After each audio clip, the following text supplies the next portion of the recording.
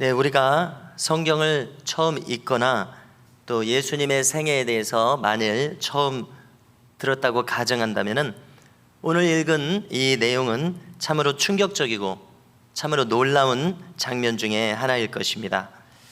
자, 우리가 주님의 측근을 살필 때에 그렇게 많은 제자들이 있었다고는 말할 수가 없을 것 같습니다. 주님의 측근에 겨우 12명밖에 없었습니다.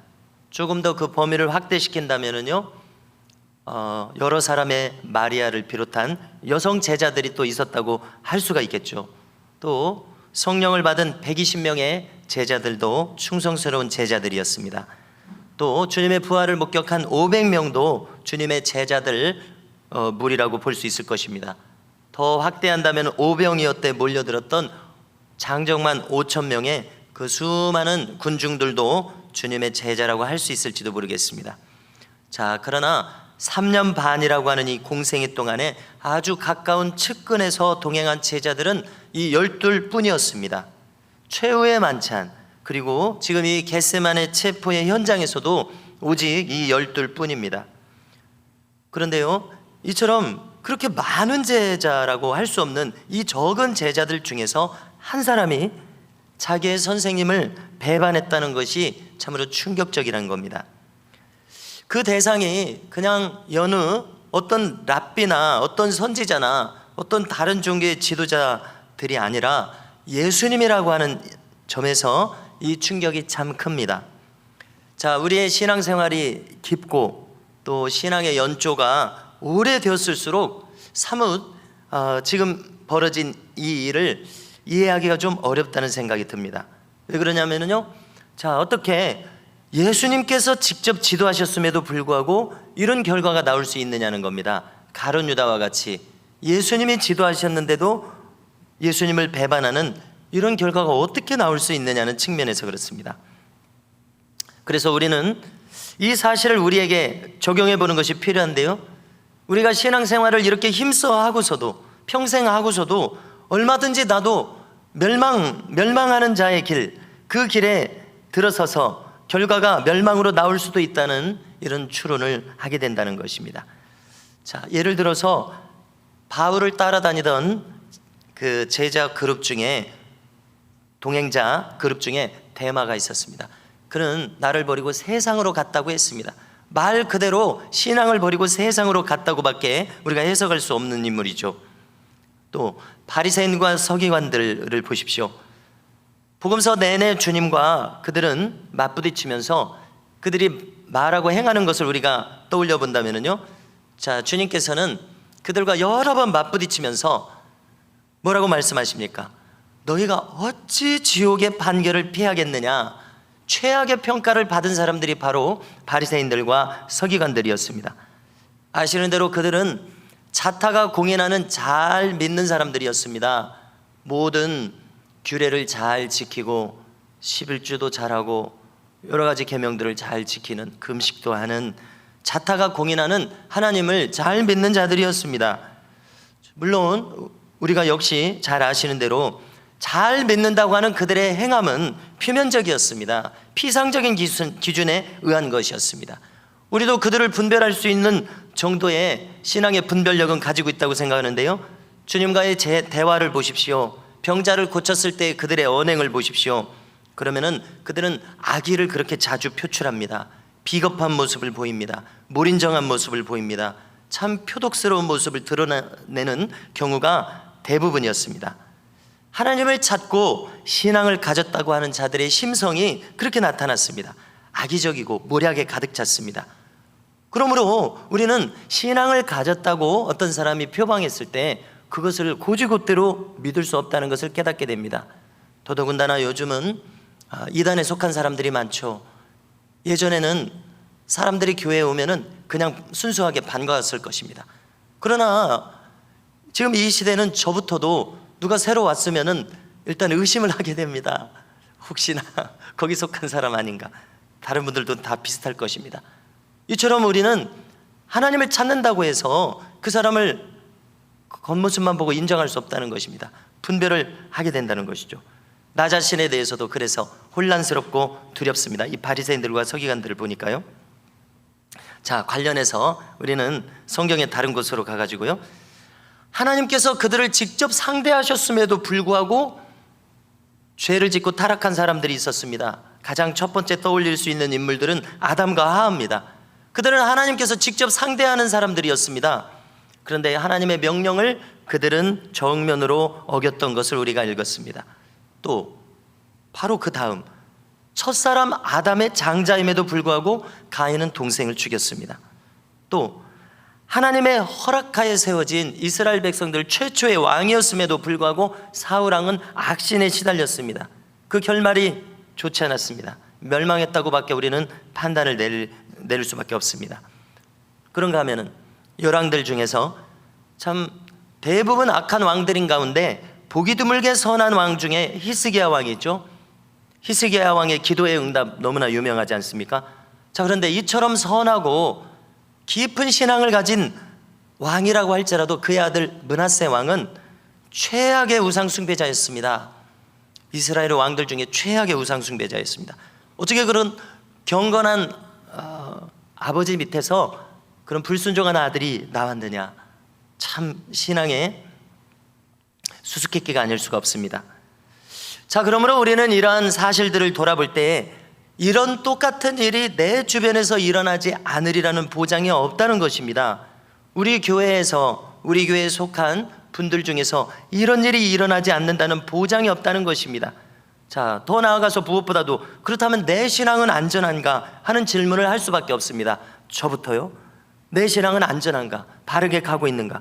그리고 이 질문을 하는 것이 나의 신앙에 큰 유익을 줍니다. 그럼 우리가 이 질문을 하게 되면 이어서 우리는 그러면 내가 어떻게 해야 되는가? 이 질문을 또 할 수밖에 없습니다.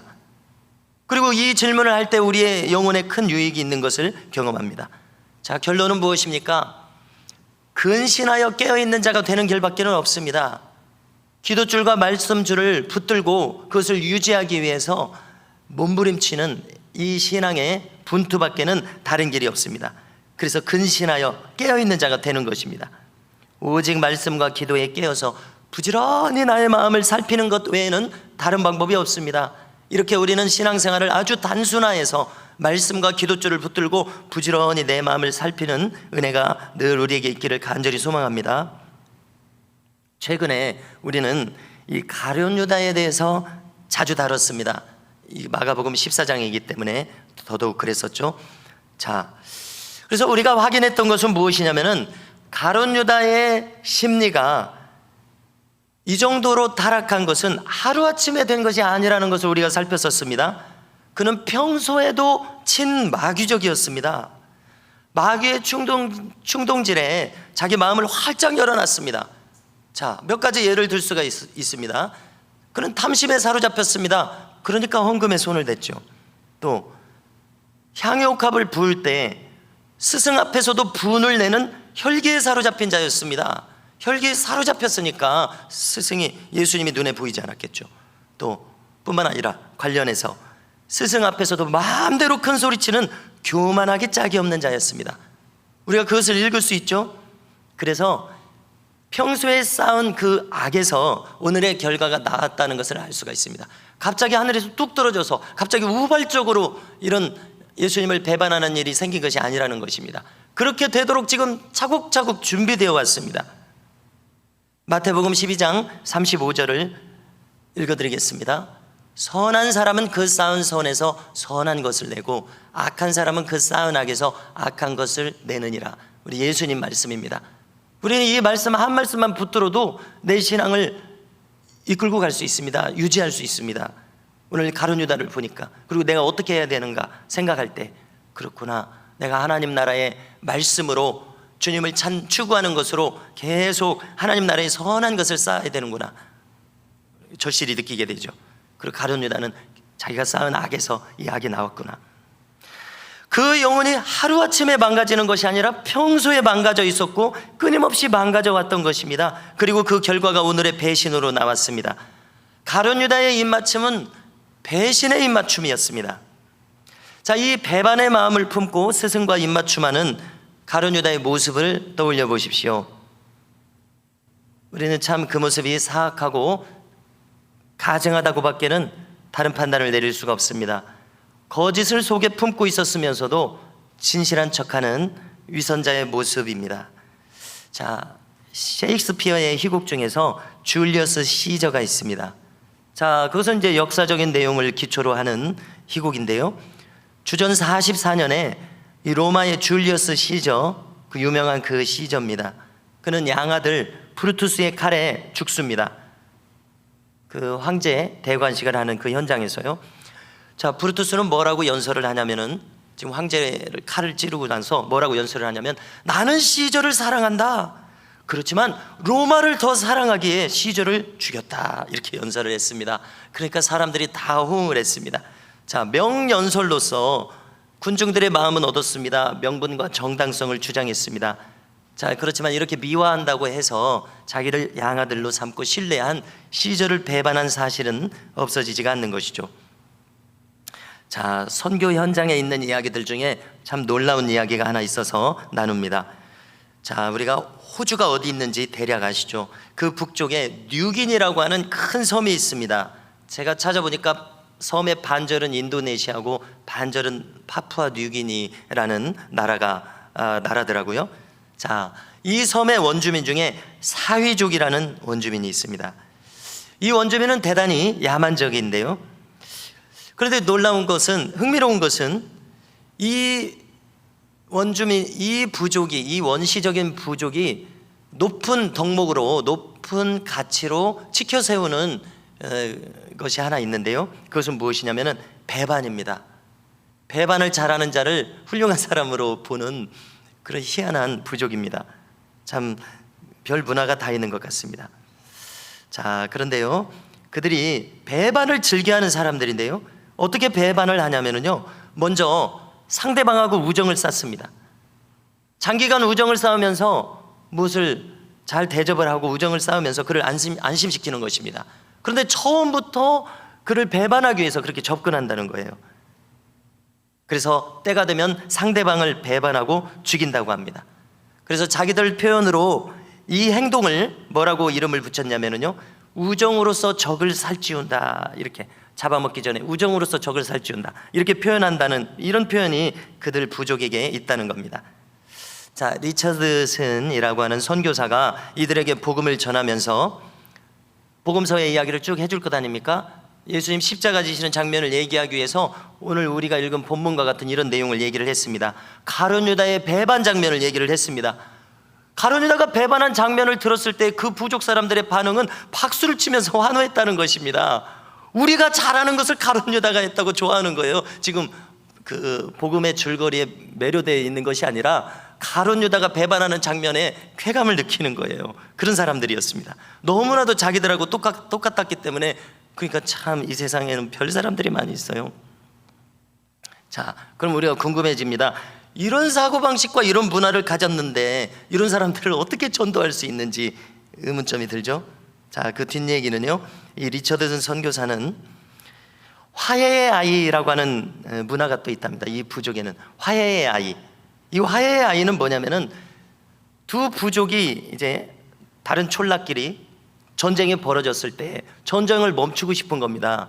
다 서로 죽어나가니까요. 그러면 이 전쟁을 멈추는 방법이 뭐냐면은 자기 부족 안에서 한 어린아이를 내세우는 거예요. 이 아이가 화해의 아이인 거예요. 그래서 우리 부족의 화해의 아이를 저쪽 부족에 넘겨주고 저쪽 부족의 화해의 아이를 이쪽 부족으로 데려와서 서로 볼모를 삼는 것입니다. 그래서 이 아이들이 죽을 때까지는 싸움을 하지 않기로 약속을 하는 거예요. 예, 살려고 몸부림치는 것 같아요. 그래서 리처드슨 선교사는 바로 예수님께서 십자가에서 하신 일이 이렇게 화해하는 일이셨다. 그래서 이 화해의 아이를 비유로 해서 복음을 전했다고 합니다. 그래서 선교 결과가 궁금하니까 여기까지 내용을 나눴습니다. 자, 다시 본론으로 가가지고요, 우리는 이 가룟 유다를 보면서 평소에 내 마음을 어떻게 관리하느냐가 나의 신앙을 결정하고 나의 인생의 결말을 결정한다는 것을 다시 절감하게 됩니다. 평소 나의 생각이 나를 결정합니다. 평소 내가 무슨 기도를 하느냐가 나의 운명을 결정할 것입니다. 평소 내가 무슨 말씀을 보고 무슨 말씀을 흡수하고 있느냐, 이게 내 인생을 결정한다는 것입니다. 평소 내가 어떻게 분별하느냐, 그래서 내가 어떤 선택을 하느냐, 내가 평소에 좋아하는 것이 무엇이냐, 내가 평소에 무엇을 추구하고 있느냐, 내가 평소에 사람들을 어떻게 대하고 있느냐, 이 모든 평소에 하는 일들이 나의 인생과 신앙을 결정짓는다는 것을 절감하게 된다는 것이죠. 그래서 바라기는 저와 여러분들께서 오늘 익히 잘 아는 이야기이시지만 이 가룟 유다의 언행 심사를 나의 반면교사로 삼을 수 있기를 바랍니다. 그래서 그 반대로 나의 심령 관리에 승리하시는 축복이 우리 모두에게 있기를 주님의 이름으로 축원합니다. 오늘 내용에서 한 가지를 더 주목하려고 하는데요, 47절을 보시면은요 뭐라고 되어 있냐면은요, 곁에 서 있는 자 중에 한 사람이 칼을 빼어 대제사장의 종을 쳐 그 귀를 떨어뜨리니라, 이렇게 기록되어 있습니다. 자, 우리가 사복음서를 다 살피면은 이야기가 보충이 되는데요, 요한복음 18장 10절을 보니까 여기 칼을 쓴 곁에 서 있는 사람의 이름을 베드로라고 밝힙니다. 또 귀가 떨어진 종은 대제사장의 종 말고라고 이름을 알려줍니다. 자, 또 이 일이 지금 벌어질 때에 마태복음으로 가면 26장 52절에서 주님이 이렇게 말씀하십니다.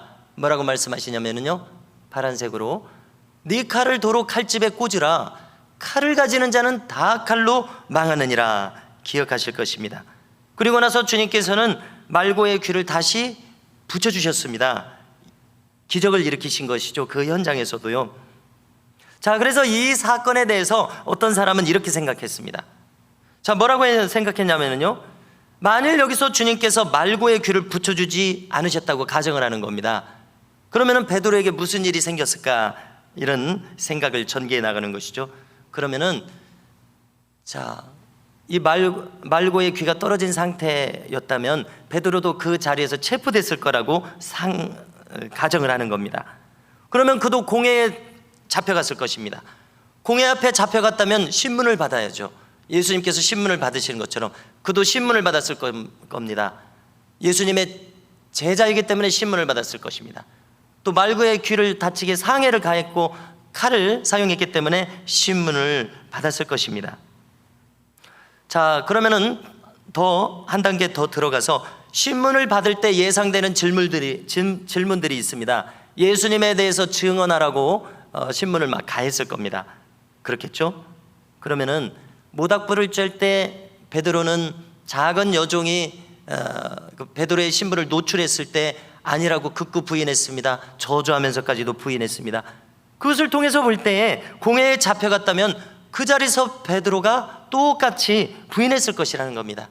주님을 부인했을 것이라는 겁니다. 자기가 제자인 것을 부인했을 것입니다. 또 어쩌면 극한 위기에 몰려 있으니까 주님에 대해서 위증을 했을지도 모릅니다. 지금 그 자리는 위증을 통해서 예수님의 사형을 결정하는 자리 아닙니까? 그러니까 베드로를 또 그렇게 몰아갈 수도 있어요. 그럼 베드로는 지금 심령이 아주 약해 있는 상태이기 때문에 지금 어떤 실수를 하는지 모른다는 것이죠. 그렇죠. 얼마든지 가능한 일입니다. 상상이 가능한 일입니다. 지금 베드로의 마음 상태에서는 이런 최악의 상황들이 벌어질 수 있습니다. 그는 겟세마네 조금 전에 겟세마네 기도의 현장에서 뭐라고 했었습니까? 주님이 그렇게 2차례 3차례 기도해라, 깨어있어라 당부할 때 그 뭐라고 했습니까? 주님을 결코 부인하지 않겠다고 얘기했습니다. 부인할 리가 없습니다. 제가 주님을 부인할 리가 없습니다. 그는 단호한 결단력으로 그렇게 말했습니다. 그의 심정도 그랬을 것입니다. 그러나 정작 사실은 무엇이었습니까? 그는 기도하지 못했습니다. 피곤해서 못했습니다. 의지가 없어서 못했습니다. 결과적으로 그는 기도의 능력이 그에게 없었습니다.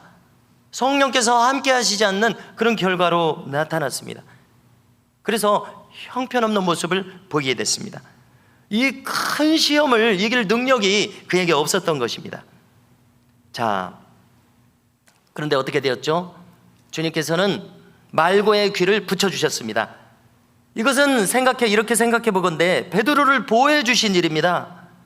베드로에게 당할 시험의 크기를 아주 작게 축소해 주신 것입니다. 감해 주셨습니다. 말고의 귀를 고쳐주심으로써 더 큰 위기가 베드로에게 미치지 않도록 보호벽을 쳐주셨다는 것을 우리가 알게 됩니다. 자, 고린도전서 10장 13절을 우리가 잘 알고 있는데요. 자, 이 구절이 떠오릅니다. 뭐라고 말씀하십니까? 사람이 감당할 시험 밖에는 너희가 당한 것이 없나니 오직 하나님은 미쁘사 너희가 감당하지 못할 시험 당함을 허락하지 아니하시고 시험 당할 즈음에 또한 피할 길을 내사 너희로 능히 감당하게 하시느니라. 아멘. 이렇게 말씀합니다. 사도 바울의 고백이죠.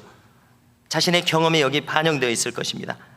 자, 이 말씀들을 볼 때에 자, 우리가 무엇을 깨닫습니까? 내가 알지 못하는 중에 주님께서는 여러 가지 모양으로 나를 보호해 오셨겠구나라는 것을 깨닫게 된다는 것입니다.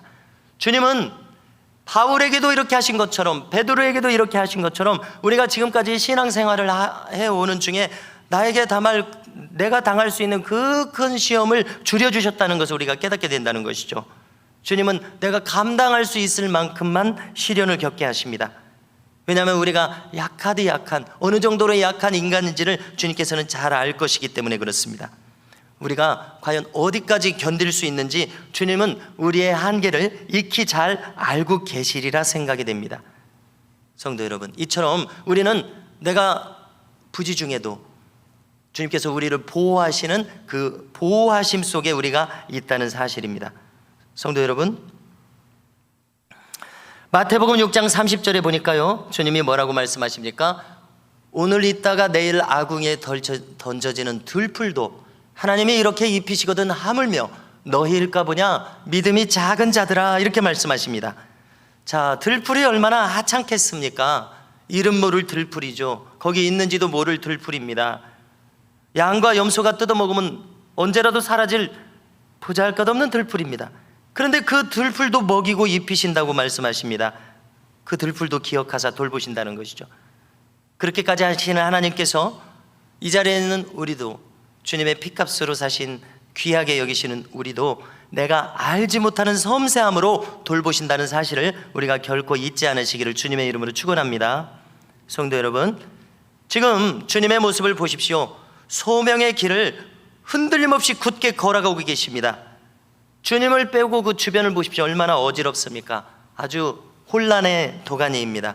그런데 오직 주님만 흔들리지 않고 길을 가십니다. 왜 그렇습니까?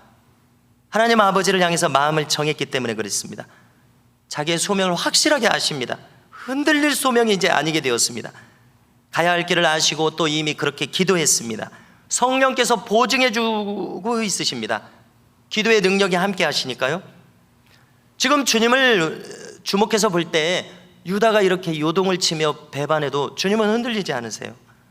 베드로가 이렇게 혈기를 부리고 이렇게 중심을 놓쳤어도 주님은 상관없으십니다.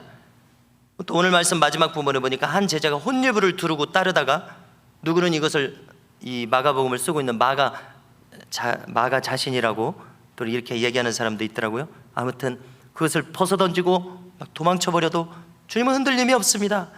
모두가 지금 길에서 벗어나고 있습니다. 굳센 마음이 아닙니다. 거기서 벗어났습니다. 기도의 능력을 다 상실해버렸습니다. 그런데도 주님은 흔들림 없이 승리를 향해서 나가고 계십니다. 그래서 우리는 이 주님을 보면서 우리도 이렇게 나의 인생길과 신앙길을 가야 되겠구나 느끼게 된다는 것이죠. 우리도 이 주님처럼 행할 수 있기를 바랍니다. 자, 어떻게 해서 이것이 주님께 가능하고 있습니까? 그것은 오직 아버지 하나님의 부르심을 확고하게 알고 있는 사람들만이 이렇게 할 수 있다는 겁니다. 기도와 말씀으로 무장한 사람들만이 이렇게 흔들리지 않는다는 것입니다.